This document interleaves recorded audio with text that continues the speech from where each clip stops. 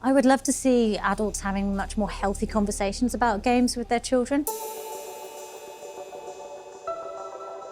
We often dismiss stuff that we're not familiar with or we're perhaps a bit afraid of if we've seen something negative in the media. And I really would like to see games becoming more of the family environment, part of the home life.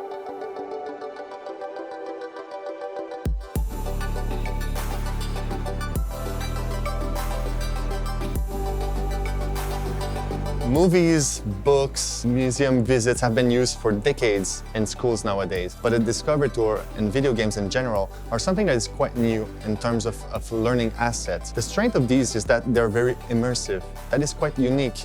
They allow for people to collaborate within each other. There's something that is very strong with the video game industry that can be created and tailor-made especially for the classroom. There are a number of skills that support academic learning but are thought of often as soft skills or 21st century skills.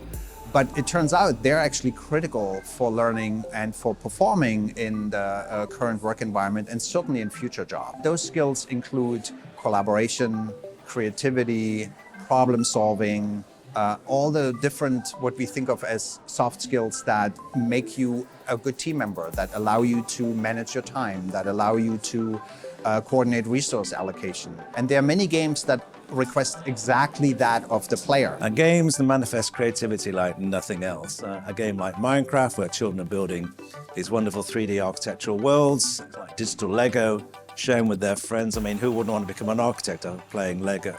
Games are simulations of real-world events. If you play Roller Coaster Tycoon or any simulation, you're taking control of a management simulation. For me, games are way beyond entertainment. They are a fantastic learning experience without people understanding or recognizing that they're being taught.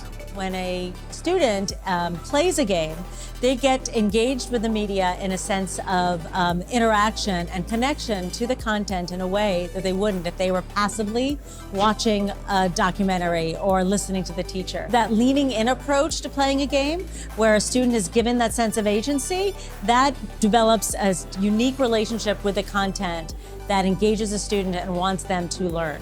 When you have fun, when you have little missions, when you have context in what you're doing, it's a better way, we think, to learn and memorize and better understand the context of things. I believe in the coming years, there's going to be more opportunities between Ubisoft and universities and education go into learning and make learning more fun and more useful and more memorable.